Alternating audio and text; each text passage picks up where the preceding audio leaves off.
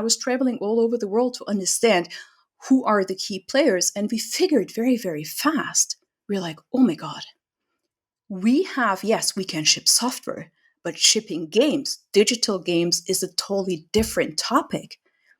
We have to enable our platform to do that. So companies kind of got there. They understood that they need to find a way to distribute digitally. But the issues we had to overcome, they were just crazy, Alexander. In-game monetization, Korea leading the entire online gaming market. So I had questions from my management. Why can't we just plug in a payment system into an MMORPG?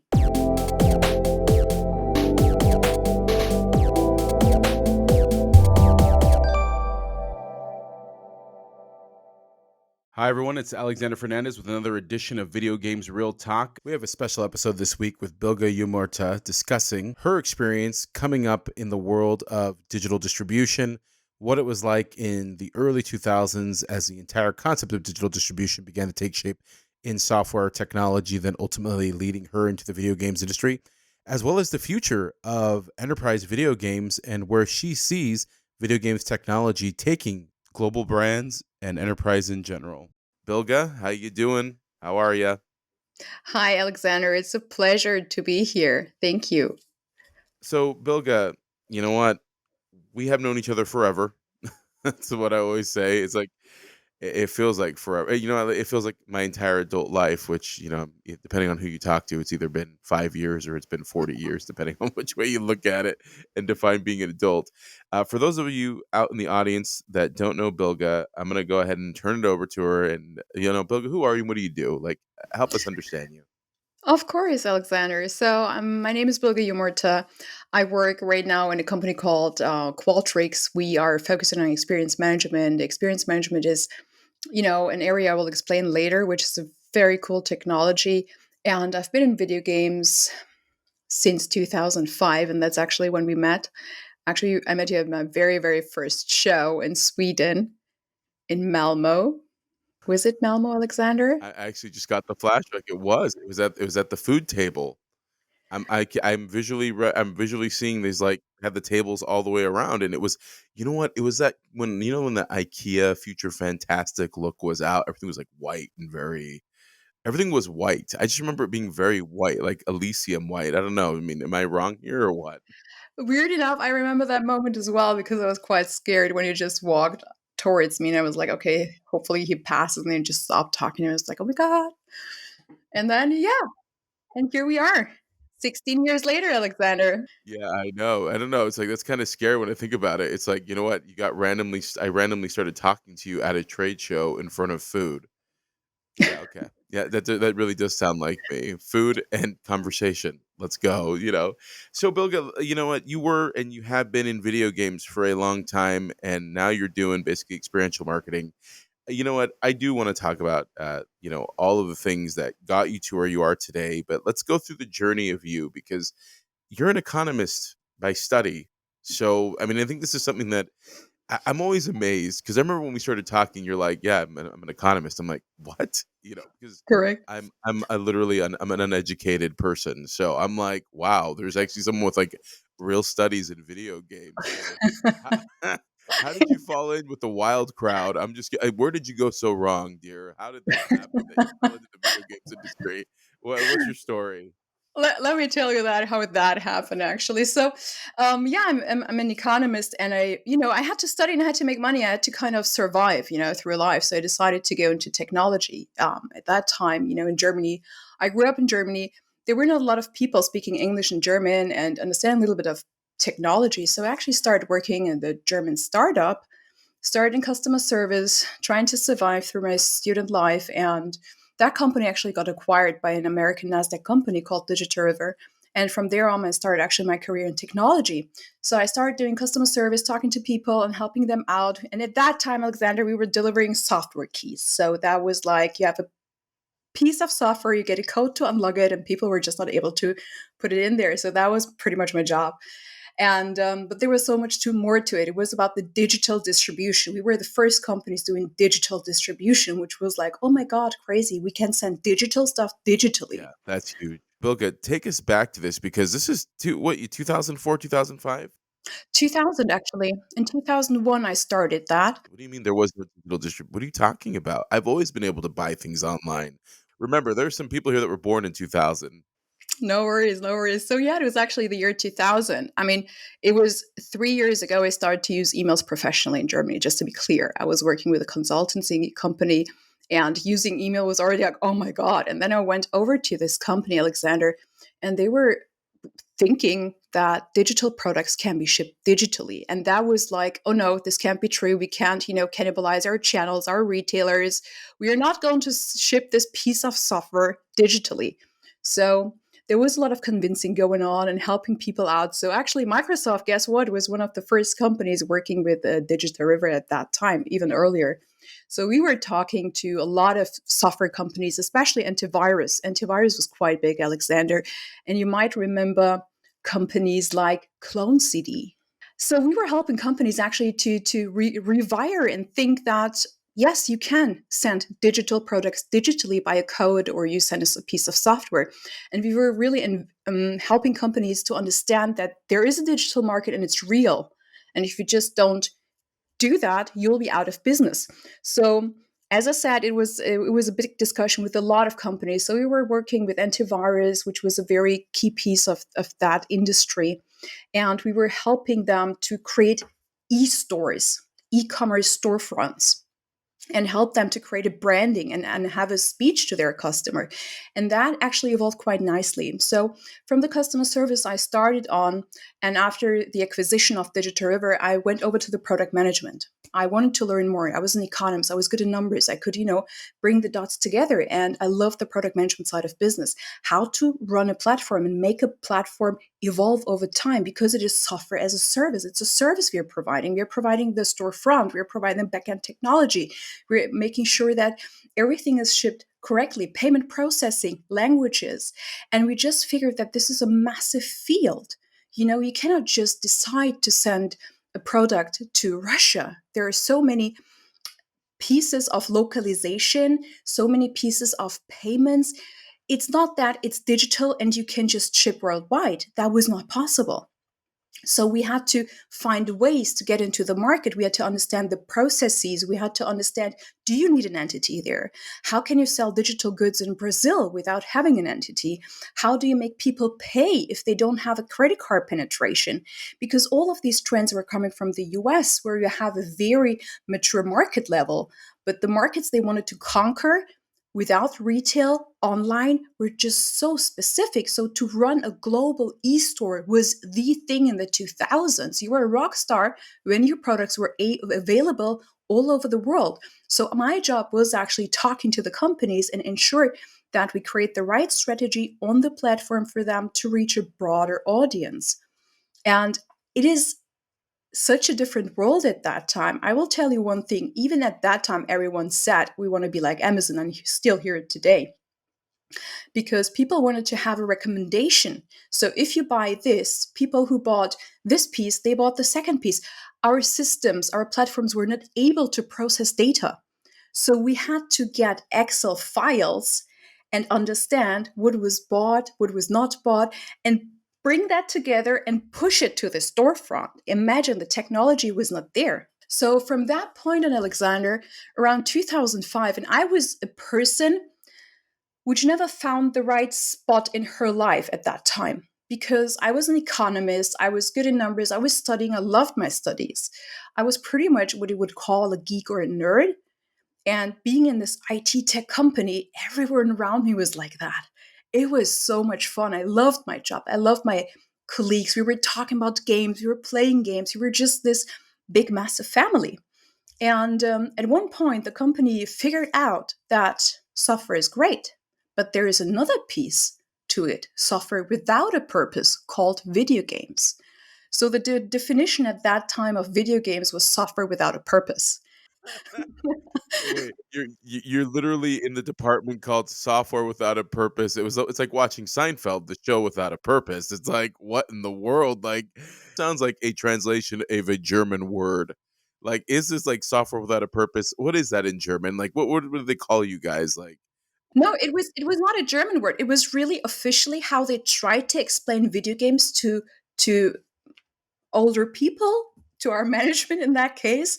And the only way they could explain video games without sounding nerdy or geeky was software without a purpose. It sounded more corporate, I guess.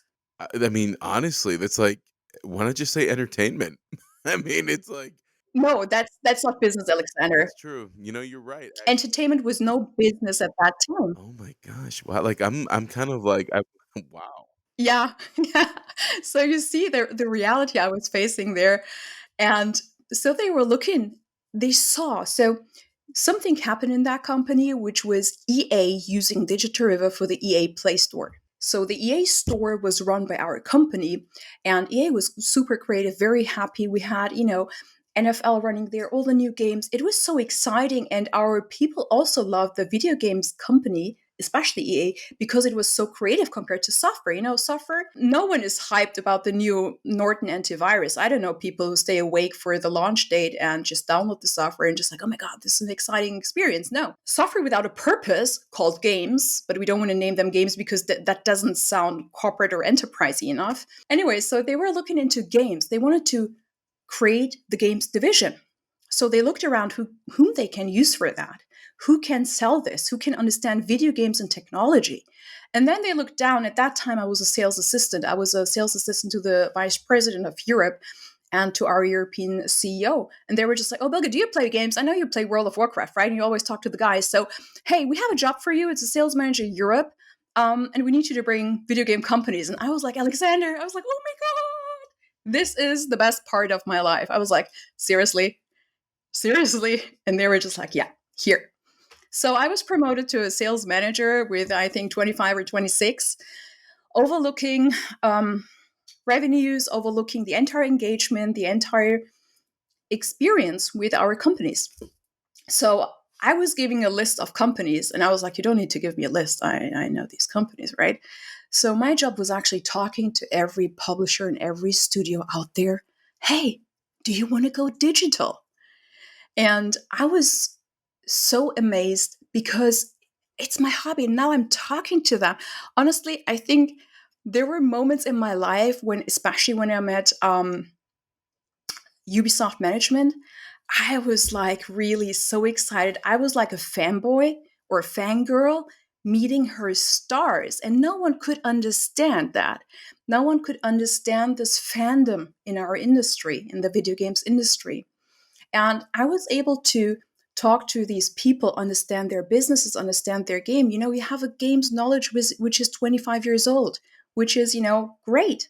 And in Germany, the video games industry is not big, as you know. It's mainly about France or UK. Germany is not big. So I'd never stayed in Germany. I was in France, I was in UK, I was in Poland, I was traveling all over the world to understand who are the key players. And we figured very, very fast. We're like, oh my God, yes, we can ship software, but shipping games, digital games, is a totally different topic. We have to enable our platform to do that. Because here's the thing. Imagine, Alexander, it's the year 2006. I'm talking to one of the top publishers, and they're just like, we have a video game AAA title launch. So we need to ensure that you can deliver the game, the download, to the users at midnight. So it was a pure stress test for our entire network because we never had that. With the launch of a game, couple of thousand people downloading 8 gig games. We were so scared. This was the biggest stress test for our company. And we were talking about, oh my God, the broadband isn't there. So if they can download, we need download managers. We need technologies around the downloads. We need to have CDNs available. And, we were charging per gig. Nowadays, no one talks about 8 gig games. And by the way, you should charge per gig some money. No, that's not a discussion. But that was really the limitation at that time. And then you had, on the other hand, Steam, which was the marketplace for games. So we were convincing people you should go directly digital to your consumer because your consumer wants to engage with the brand. They want to engage with you. You should know about them. Because at that time, brands, yes, they know their top gamers, they know the communities, but there was no direct connection one-to-one. It was A, through the retailer, or B, through another page. or services like Steam. So companies kind of got there. They understood that they need to find a way to distribute digitally.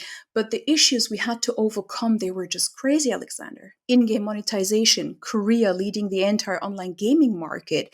So I had questions from my management. Why can't we just plug in a payment system into an MMORPG?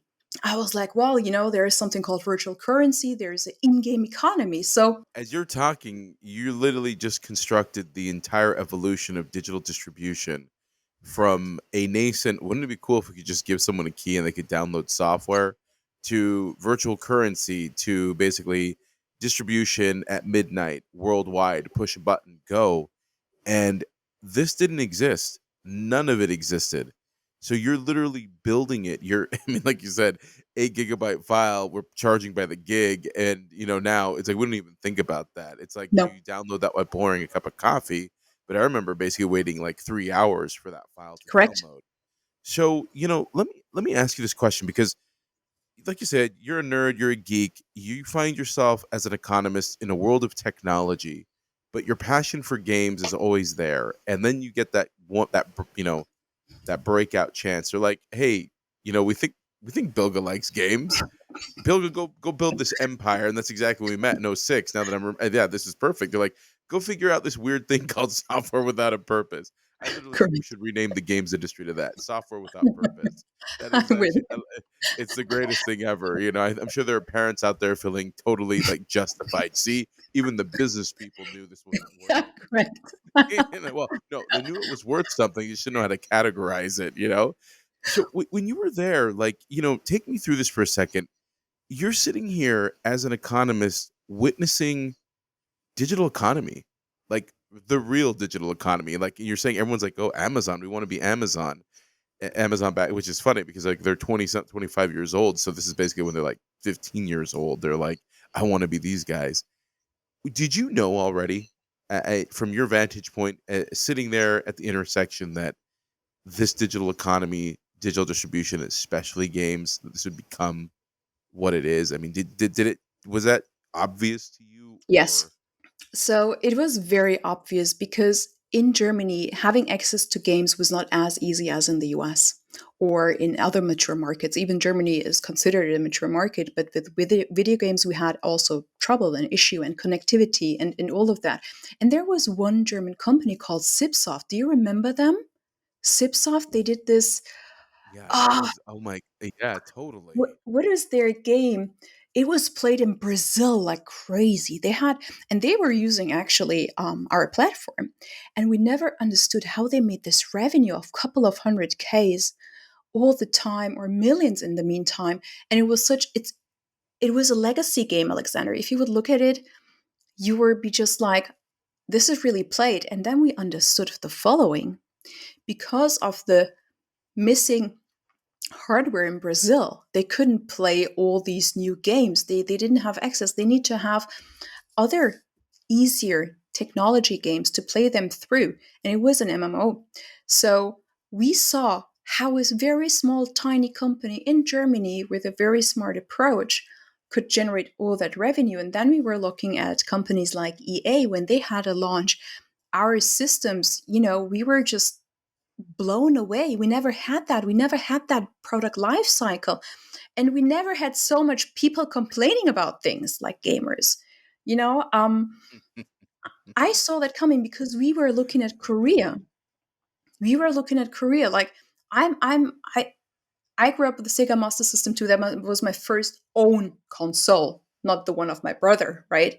That was my own console. So we were always looking at Sega and all the market, all the Korean market, the Japanese market. And we know where they were in 2005 and 2006. Look at NCSoft.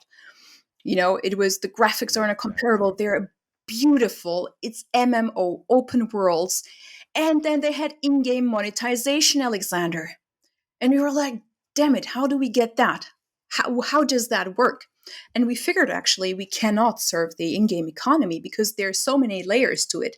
So you have your virtual economy, you have your experience points, then you have the virtual coins, which are redeemed as well.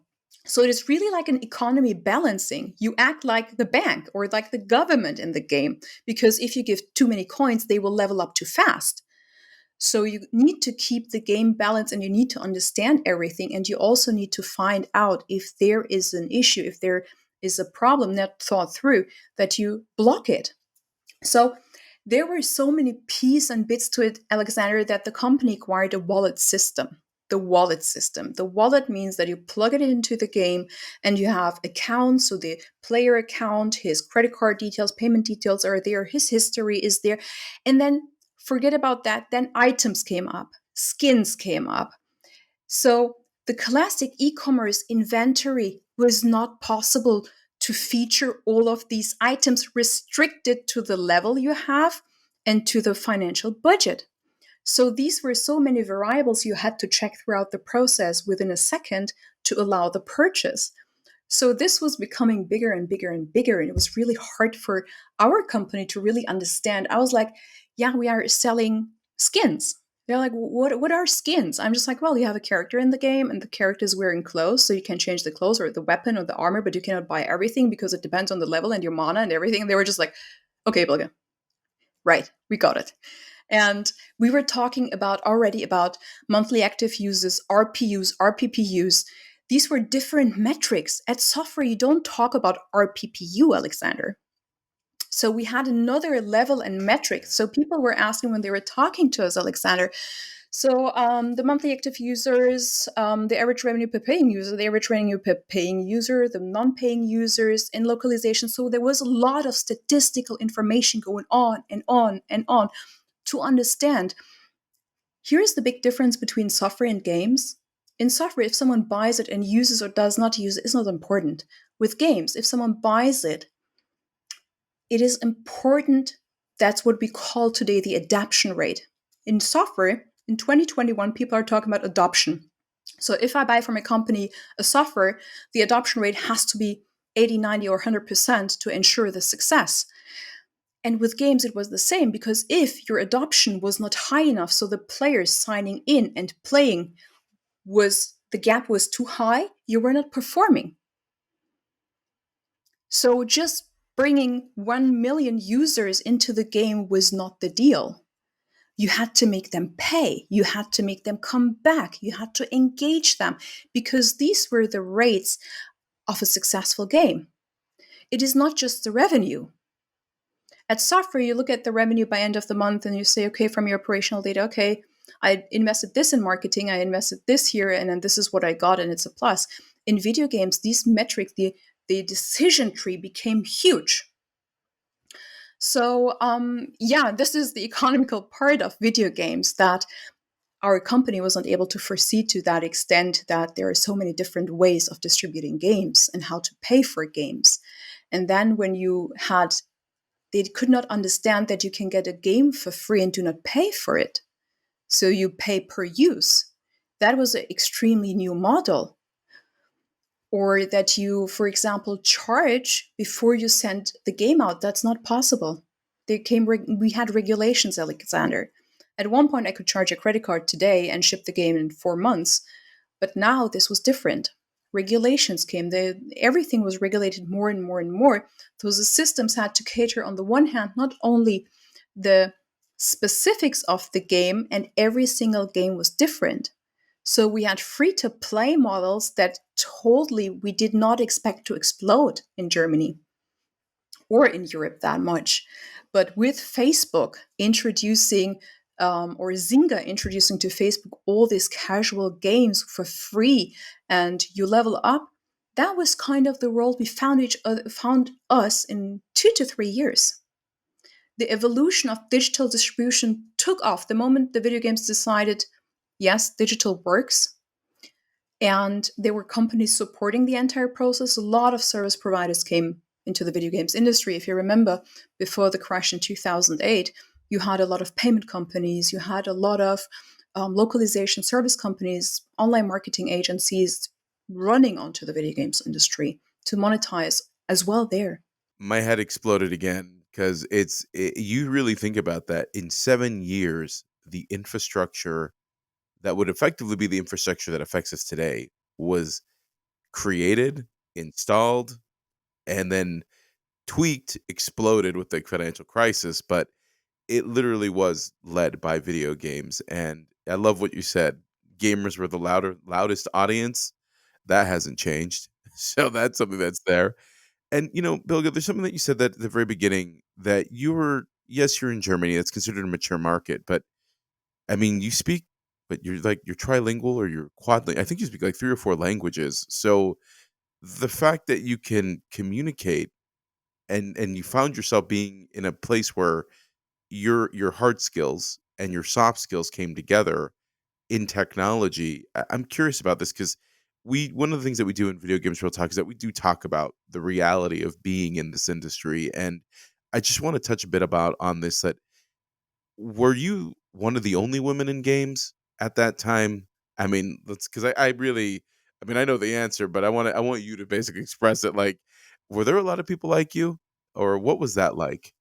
So, the reality was mixed. It was very mixed. So, yes, there were women out there, mainly marketing positions. There were super geek girls out there in codes, but it was a very small portion, Alexander. I will give you an anecdote. So, was it? I don't know. It was, I think, after Dice. Dice in Vegas, my dear. So, you know what happened there? So, we went to Dice. We talked about, business stuff, meeting companies, meeting friends, and everything. Then we went out in the evening for a party, okay? So, we go to one of these amazing hotels, and, we have a VIP area reserved because we are rock stars, right? We are in video games. So, I was sitting there and I was talking to my industry friends, and one of them just turned around, who's a very high level in one of the Korean companies, and he's just like, "Hey, Bilge, how does it feel to be the only woman here not a hooker?" I was just like, Oh, gee, wow. I was you're like, kidding me.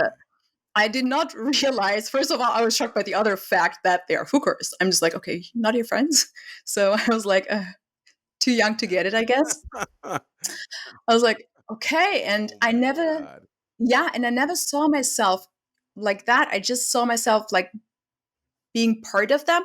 But on the other hand, now, being 40 years old, I understand it was totally different. Like when I hear people about talking about, we need more women in industries, we need more, need to be careful about how we express ourselves. That was not like that, Alexander. The only women on video game shows were half naked, showcasing games. Some of them were, so we have to be very clear that the AAA companies, the major companies, do have a lot of women also. Like Ubisoft is a quite big shop of a lot of leading women in that industry. But there were not much. It was a very small portion, especially in sales. No way. So I was sometimes treated like the girl. Sometimes I was treated like a business person. And sometimes they were just like, oh, ignoring me. So, it's hard. It's a white male dominated industry. And if you're not part of them, and if you don't have the background, and if you didn't play D&D when you were 4 years old, or didn't have 1 billion Magic the Gathering cards, you weren't a part of it. I mean, to be clear. So, Yeah, I know, right? How dare you not play D&D when you were 3 and not, spend how dare you not have parents that can afford to buy you correct. 1,000 Magic the Gathering cards? Such privilege. But I think that you hit on something that I think is important here, and I'm laughing because it's always so shocking to me at how the industry back then, and I want to say got better, but you know what? If we just look at the newspaper, if anyone reads a newspaper anymore, but if we look at the news, the rags that are out there, it makes you wonder if it has gotten better. But the fact that someone would have the tenacity to turn to you and make a comment like that, when that's just not something you do. I mean, you don't do these things. But I know at the time, and really this very kind of white nerdy dude that can't communicate worth a damn, that was so prevalent, and it is what really did shape the industry. And it's something where it was well one of those things. Like when we first met, actually, I actually really remember this meeting because I think there were 5 women in that room. And that Pretty was a much. huge room. That was, and I was like, wow, let me not talk to another guy about something I really don't care to talk about. And that's Alexander, yeah, I go have ahead. been asked in meetings where Bilge is, and I was like, "I'm Bilge." They were expecting a guy. There is a very thin line between okay, understanding that the person in front of you is a woman and just don't care about it. We're here for business. Okay, so there were this part of people who accepted you as a woman in the business, so they went to the meetings with you, they talked to you, and it was fine. And then in the evenings, when things became a little bit more fun, they thought you're just there for their pure amusement. So you had to kind of also make sure that, guys, I'm here drinking with you, I'm having fun, but that's it. I'm your colleague. I'm as much an industry partner of yours than any other guy. But I have to tell you that here's the beautiful thing about the video games industry. Because I was traveling so much, Alex, I had my travel buddies somehow, and I was always hanging around with them. And kind of the industry at one point, because traveling so much and being everywhere, they kind of understood, okay, this girl is not someone to literally fuck around with. And I have to say it as blunt, and I know I shouldn't say it, but it is what it is. I had room key cards in my on my desk. I had, you know, people just groping me by passing me, passing on and just touching me. And I was like, what is just wrong? Appreciate you being so open and honest about this because really, it comes down to the one thing, what you just said. You're there for business.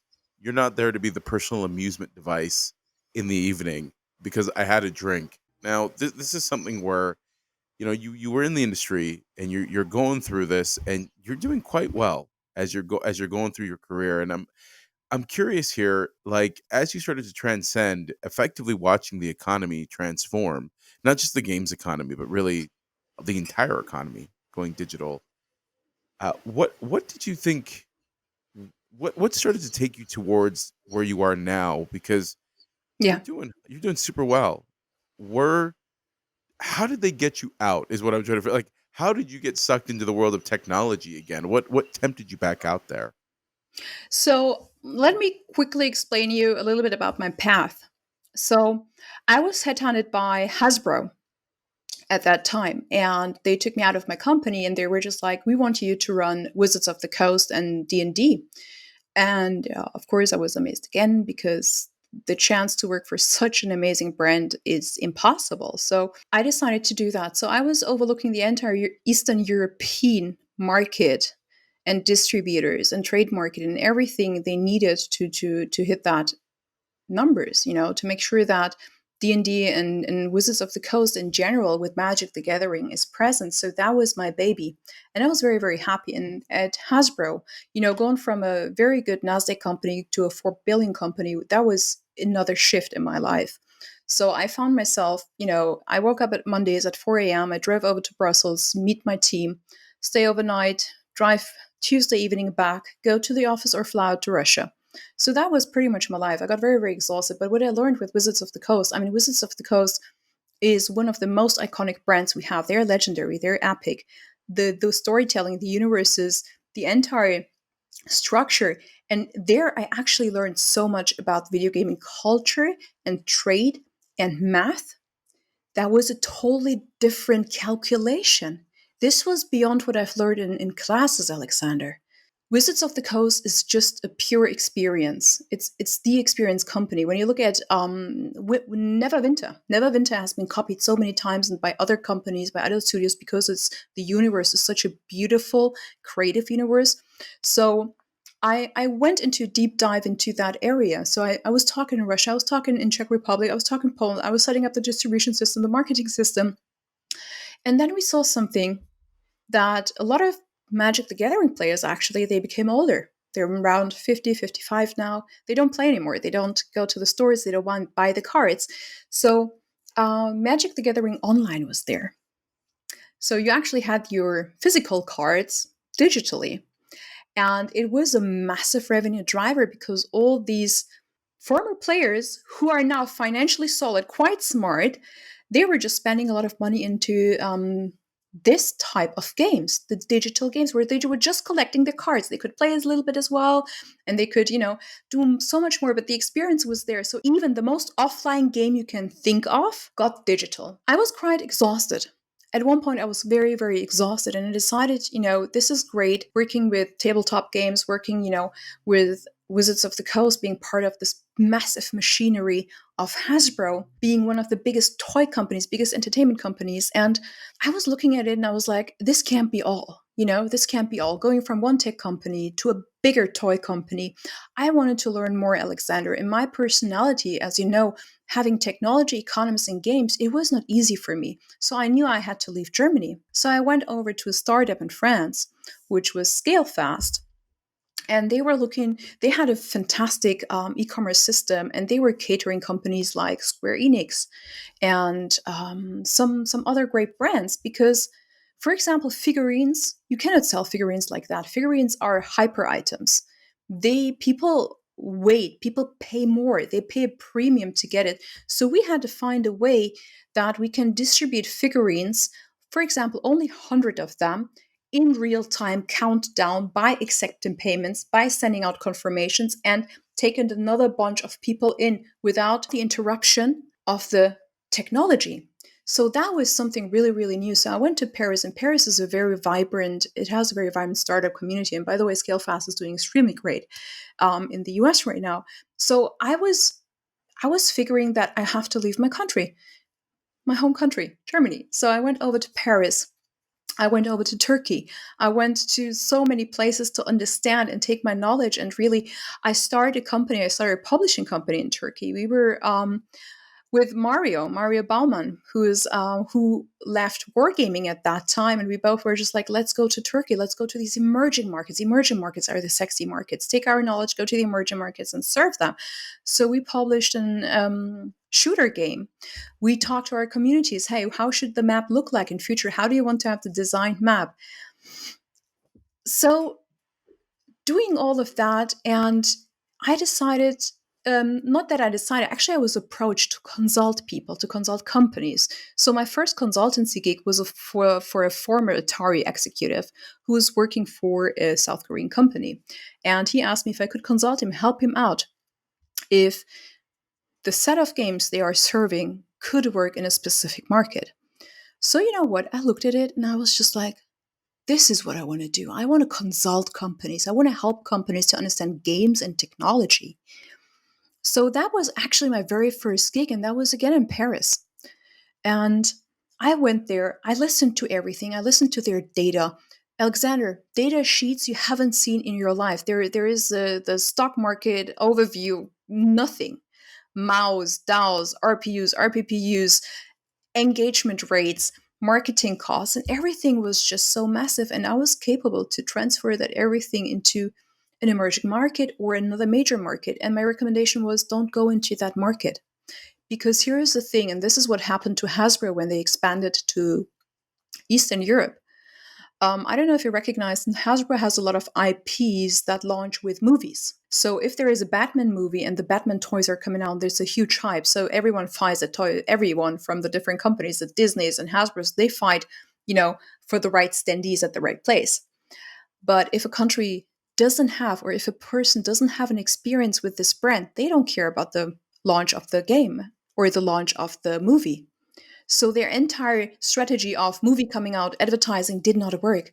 And this is something we saw in the video games industry as well. If you don't have the experience with this type of game, be careful.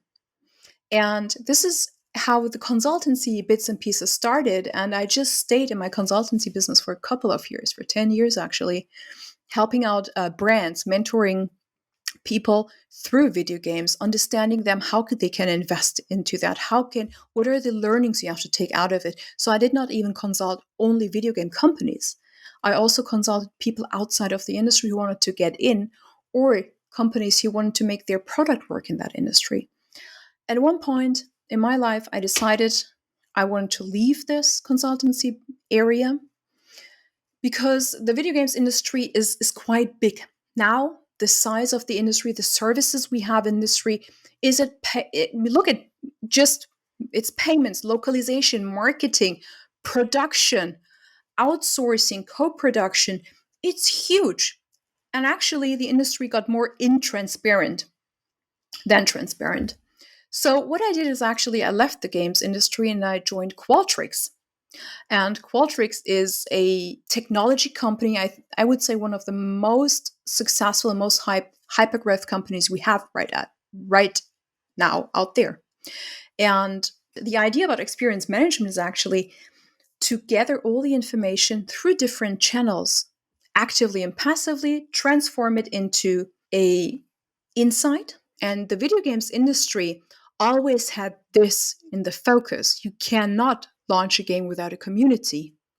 You cannot go ahead and not take the opinion of your players. You need your players, whom you're going to test it. You cannot just test it on a QA level. As an economist, I understand that with the data existing right now, let's take the stock market, the financial market, okay, Alexander?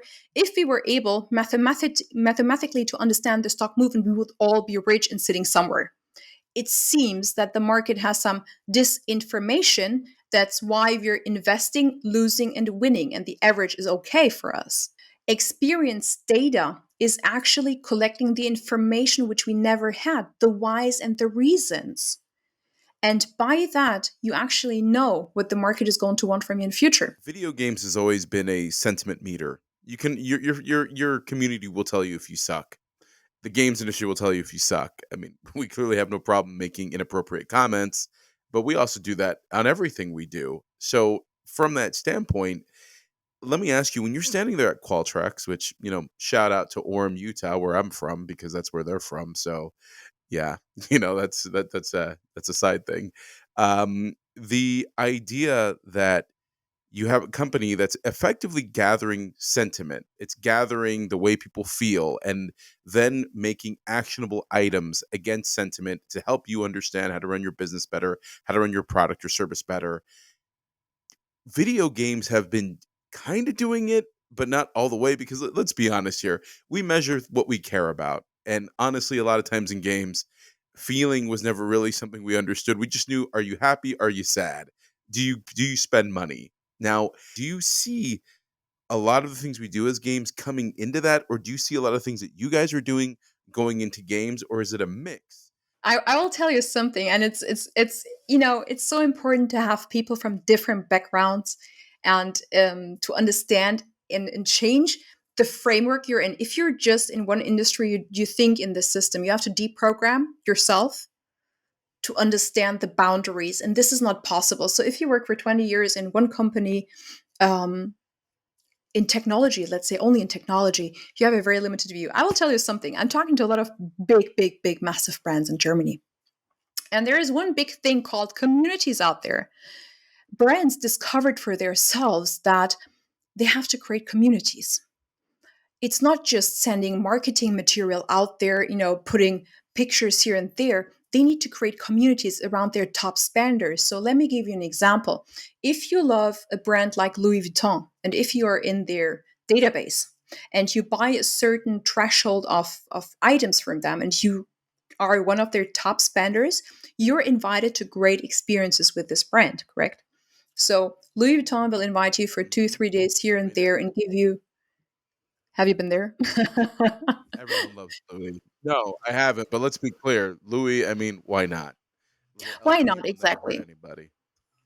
So they figured that they need to talk to their high spenders to understand what could be working or not. So these high spenders are not only the people you make money on, these are the people who will help you to guide your product through. So every big brand out there is all about communities. What do video games do? Before we launch a game, we build our community. We first push out the trailers, we announce, we build our community, we engage our community, we engage our users already, and we feed them to the peak of the launch, and that's a party. And this is something brands just discovered.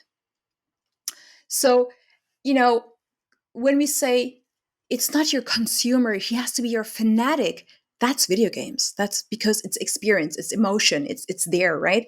So all the big brands are now working on their communities. They want to create their communities with people they can talk to. They get great feedback. We already had that in video games. So it's now a marketing activity to create communities. The marketing activities, so there is a lot of common things between video games and big brands, how they approach with experience management. their market. So another example would be, you know, when companies do an ROI calculation on marketing, you normally know, I know I spend $1 million on traffic, I get 1 million monthly active users on that or traffic, and I have a conversion rate of 8%. So it's a linear connection for us from a marketing perspective, right? I spend $1 million, I get 1 million visitors, and I make 8% of them I convert in spending money. Very linear. And what do people do? They push more money into, for example, acquisition of new users. But the point is that with X data, you can now understand exactly why these people are doing certain things. Why are they buying? So imagine if you're going to buy new shoes and you have to pay shipping fees, which is crazy. It's like it has to be here now. Now. Everything, it's a now economy. So if someone is very upset and you talk to your customer in that moment where it matters, your product is fine, but we're talking about shipping costs. This is a side effect of your business. So I'm complaining, I'm saying, Alexander, I don't want to pay shipping fees. So a company managing experiences will provide this person the next time they get on the website, hey, by the way, you get free discount. You don't pay shipping costs. That is experience management. That is the layer. And this is how marketing spends are changing. So the effect of what we had in video games, you would never talk about, I spent 1 million in user acquisition and I generated 80K revenue. In video games, they will ask you about the persona, monthly active users, average revenue per paying user, lifetime value. There are so many facts. So the lifetime of the consumer is now interesting, like in video games. In video games, you can watch your one player entirely through his entire lifetime value and see when he spent money, why he spent money. And then you build your groups out of there, your top spenders, your high rollers, your average spends, and those people who never spend. And video games always concentrate on the people who don't spend. They want to engage them. That's why they always bring new business models, right? That's why we have free to play, why it's so engaging. Getting the first item, then you get the second. I mean, look at Farmville. Farmville engaged everyone above 50. And everyone said this is not a group we can get through games. It does. It's engaging. The engagement rates are very high. Video game companies do know how to engage the user. This is now a question in enterprise. So just selling something is not enough. We need to engage. They need to come back because they love their experience. So now we're at the lifetime value of the customer. No, and so you're hitting right on. Okay, so this is okay, cool. We're blowing the lid right open here because here's the reality. It's like the video games industry figured out, how do I hook you? How do I Yes, basically stretch your lifetime value? How do I maximize my profitability on you while at the same time making you the happiest, willing, complicit person you've ever known? Because you're smiling and you're like, take my money, take my money. correct. And so what we're doing now, like we're here now, and all of a sudden brands are like, wait, community?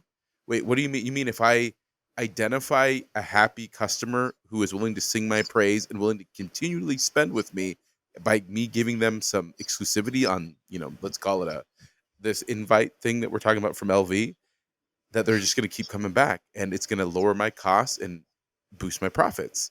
So why did it take so long for the brands to come to this conclusion? I'm just curious, like, was it just technology that made everyone say this is it? Or is it that the people running the businesses now figured out, well, I'm a gamer, this is just like a game? I mean, what do you think happened that brought them to the wow, aha moment or the eureka moment, as we, like the cartoons say? Where's the eureka moment, Bilga? What happened? That's a very difficult question. It depends on industry and it depends on product. But I very much see that people are understanding right now that we're in a phase where right now in a situation where everything is melting.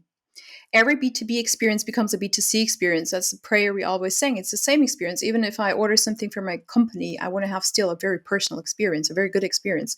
So I think that it pretty much came with a shift of new new people joining the companies and the internationalization and the information exchange. So, you know, people are listening to the Netflix CEO or COO talking about something. So the world got more structured when it comes to data, to information exchange. So we exchanged more information. But then there is an entire group of young people joining these companies who are not only digital native, they are close digital. And then you have people coming from these bigger consulting companies and knowing that, okay, how do we extend lifetime value? And there are some smart people out there who understand that video games are hyper products, hyper scaling products. And they look into that. And what now is happening, the customer centricity, what we're promoting right now, is actually what video games always did. So how did that come together? I think, yes, technology is a big piece, because to process so much information, the processing power, even for Qualtrics, wasn't there a couple of years ago. And now they have a platform which is really enabling things. But then we are thinking, we are connecting more tools, Alexander. You had one ERP tool, you had one HR tool, you had here islands, a lot of islands. And now we're coming to the point where we understand that connected experiences are important. I need data from all the system to get a full picture.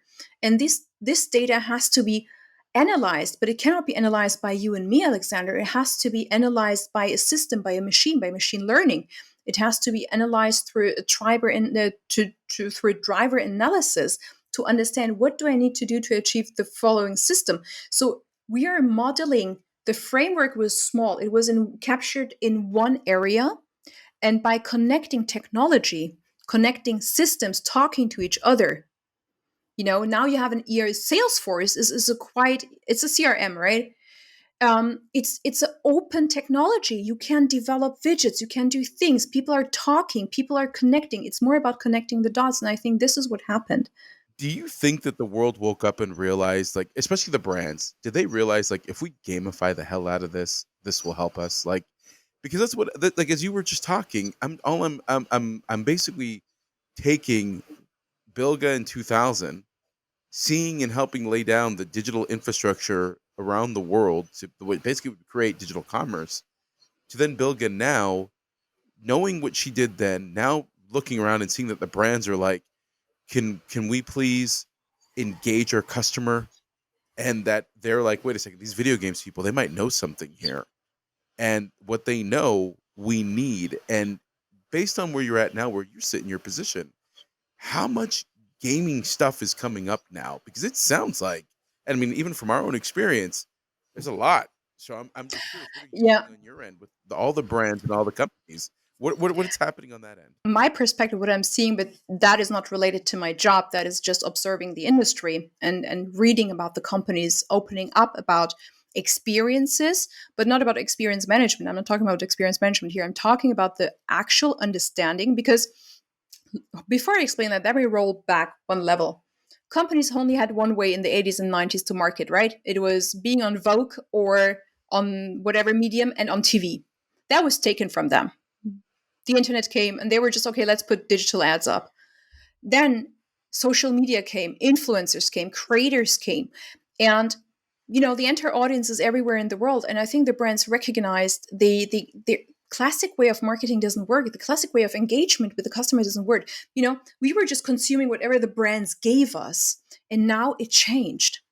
Now brands are working, for example, with influencers or creators because they wanted to reach their community. They want to reach the Kim Kardashian community, the couple of million followers, or they want to, find a way to get to the customer closer.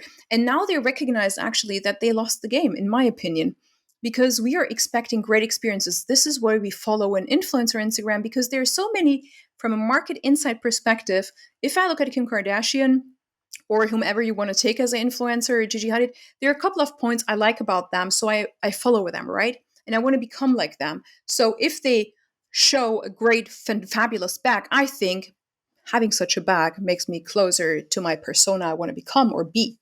So that is not working. It's not working like that. So you have to provide, it's not, the spillover effect that they're successful doesn't change my success by holding this back. No. Now they understood they need to provide experiences. So the big change and shift will happen in marketing. The marketeers will change.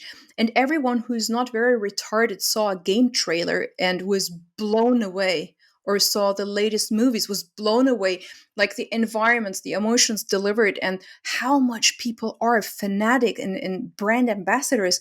They recognize that. And here's the thing: the more you know about your customer, Alexander, the more you have to cater. That's the bad part about it. So I know that let's talk about the perfect world. I have access to all the information in this world.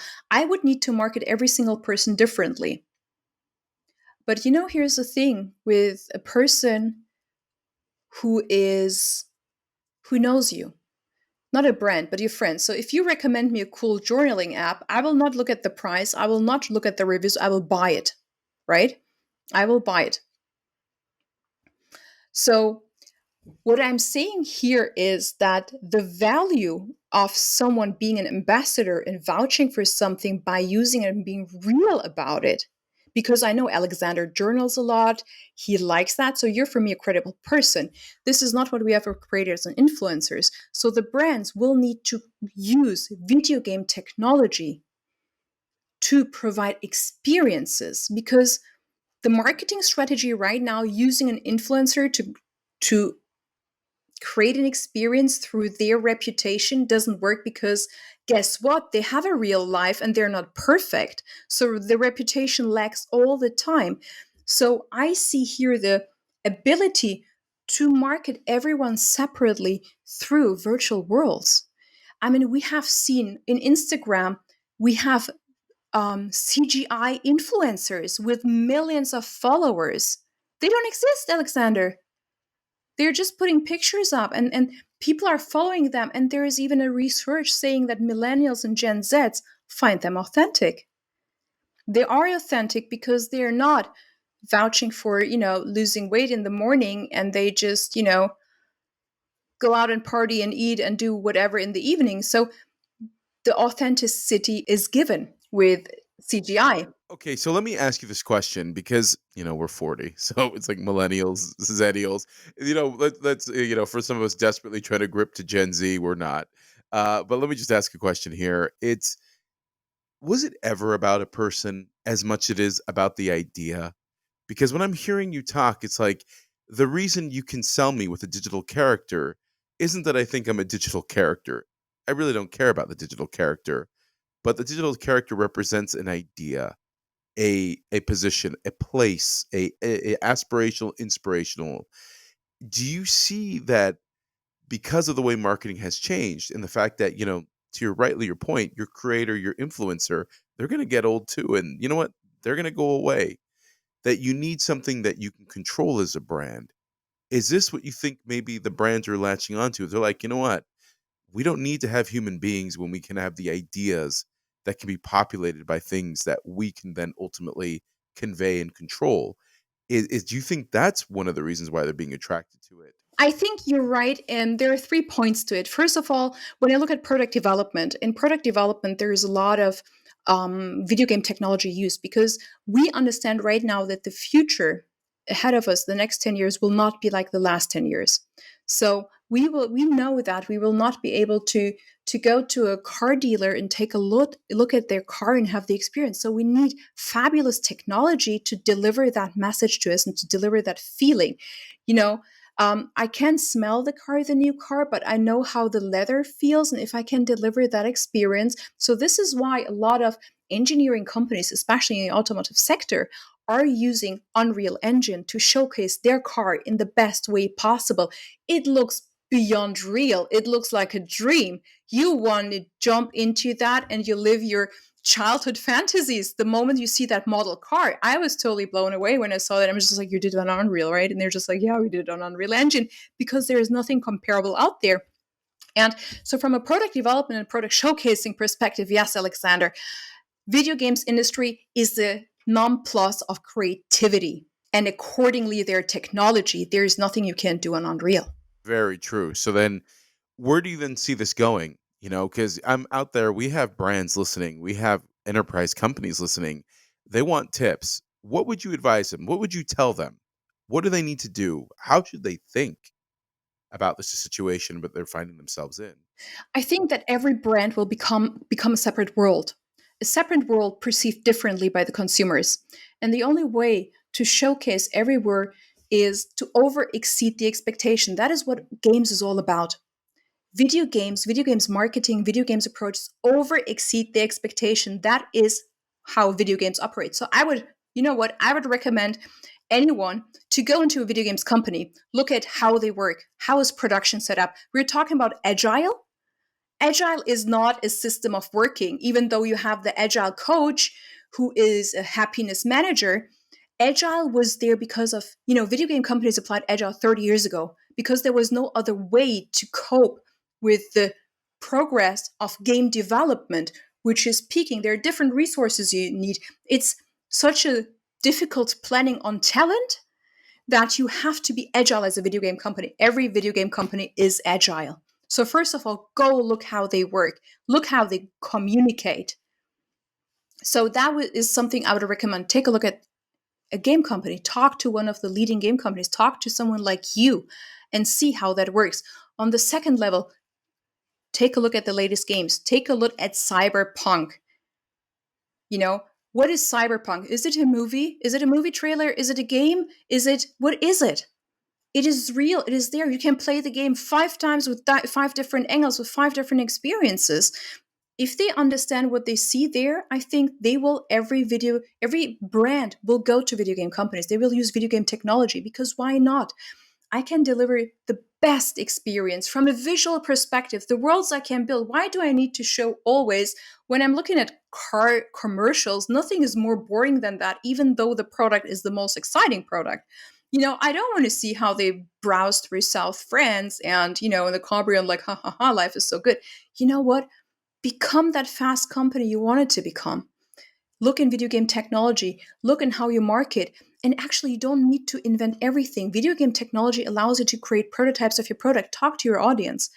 Get a feeling how your product works. What is your idea? Give people the freedom to become creative again. This is what I would recommend. And this is why I would recommend to look at companies, who do that. The creativity you have in a video game company is unbelievable. The resources, corporate call their people resources. In games, we call them talents because we respect what they do. We respect their creativity and we know how hard it is. So we need to get back creativity into brands.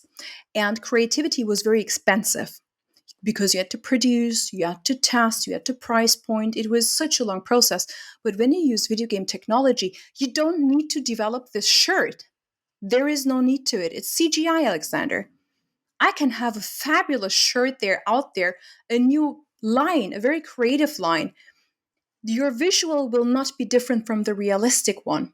You can become so much more agile in production, so much more agile in marketing by reacting immediately and fast. So both worlds are melting. And when we look at how technology is working, everything is going cloud now, and they're connecting the tools and bits and pieces. So when you're doing that, don't forget that the key pieces of your business, your product, anything from product development, I would very much recommend everyone to look into video games, how video games are developed from the creative moment over to the final product that is more realistic than anything you can imagine. So brands can become actually more creative, agile, and they can talk faster to their consumers. And there is this metaverse we're always thinking of because everything is melting now together. Do I need to have a real model? Do I need to have real products? Isn't it more about the mission and vision of the company that I want to put out there? So I don't see any need anymore for physical meetings unless it's my friend and I want to really talk to you. But I can look at a collection virtually and the experience. And here's the one big thing, Alexander. People talk right now about customer experience, but it's their perspective on the customer.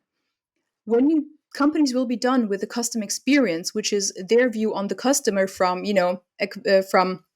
visit to sale and after sales, they will look at the journey of the customer in general from the customer perspective. So if I buy an iPhone, I should be able to I'm expecting from my services that they know If you buy an iPhone, you want to buy a nice phone case, you want to buy this, you want to buy these services. So I will be marketed differently. So if you apply this in the long term, not in the next 5 years, but in the next 5 to 10 years, we're talking about new economical dynamics opened up through that. Because I now understand the customer experience with my brand, but now I want to understand my customer. So why, if you buy a Peloton, you're not done with a Peloton, Alexander. You're changing your lifestyle. You want to become healthy. You go to keto. You want a new gear. I want to be marketed upon my needs, upon the things I love, I'm passionate about. It doesn't end with the product. My journey is not ending there.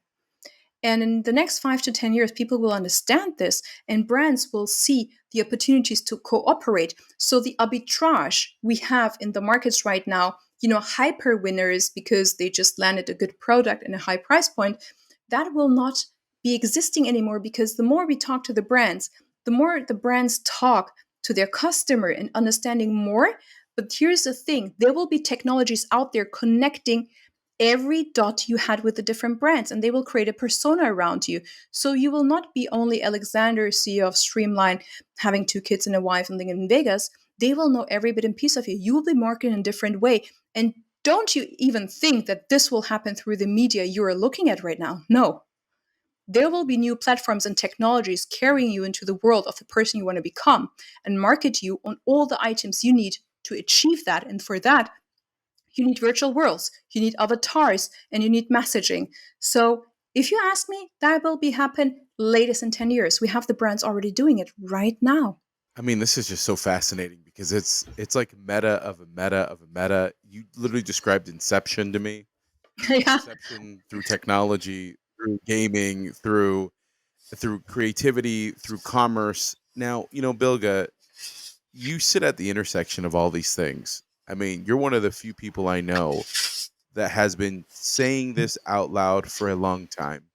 So, our listeners out there, I'm sure they're going to want to get a hold of you. How can people reach you? How can they follow you? Shout out your social tags, your websites, because I'm sure, girl, there are going to be a lot of people that want to talk to you. So, how can they do that? They can definitely reach me through my LinkedIn. It's Bilge Alexia. And through my website, it's also bilgealexia.com for sure. I'm happy to talk to people and really explain more about the metaverse and the craziness of this upcoming new melting world. Do you tweet? Are you a Twitter user? I mean, can I hit you up on Twitter or no? Are you like, I don't know about this, You know worried what? about this? I wasn't so good, but I'm coming up with that again because I figured that I love connecting with people again here now after a year of home office. So yeah, it's Bilge Alexia at Twitter.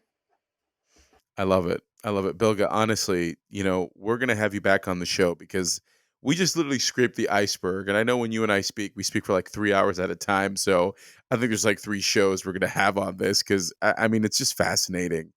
I think one of the main things what I absolutely love about talking with you is how cerebral it is and how it is all encompassing. It's culture, it's economy, it's technology, but moreover, it's a vision. And I think this is something that is so hard for a lot of people to just grasp in general, because we're talking about future fantastic stuff. So, I want to ask on a final note, what do you tell, women, minorities, diverse people who don't always think they can get into these fields? What advice would you have for them? Because, obviously you did it. So, what would you point for people that want to follow and say, "Hey, how do I get into this?" So first of all, I think it's really important to be your true self. That's really key. Just do what you love. That's the first thing. And talk to people. If you want to join a specific company, a specific industry, reach out to them. Tell them your story. Tell them your personal story. People are listening. And you want to know what I think that is something changed between, in the 2000s now. Hit up someone you really love and you adore and you respect in the industry and say, hey, would you mentor me? Would you give me some tips? This is, you have to be active and you have to be persistent and you have to work hard, but you will achieve it. You will have a lot of success. Bilga, honestly, thank you so much for coming on to the show and sharing your wisdom and your experience with us, and of course your story. Everyone out there, this comes to a wrap up of Video Games Real Talk with Alexander Fernandez and Stefan Baier. We appreciate you listening to us. You can hit us up on Twitter I am at StarveUp, or you can find us on Video Games Real Talk. As always, if you have any comments, questions, curiosities, or feel like throwing something to us, feel free to do so. We appreciate your listening, and as always, thank you for taking part on the show. Bilge, thank you again, and look forward to talking to you again soon. Thank you so much, Alex.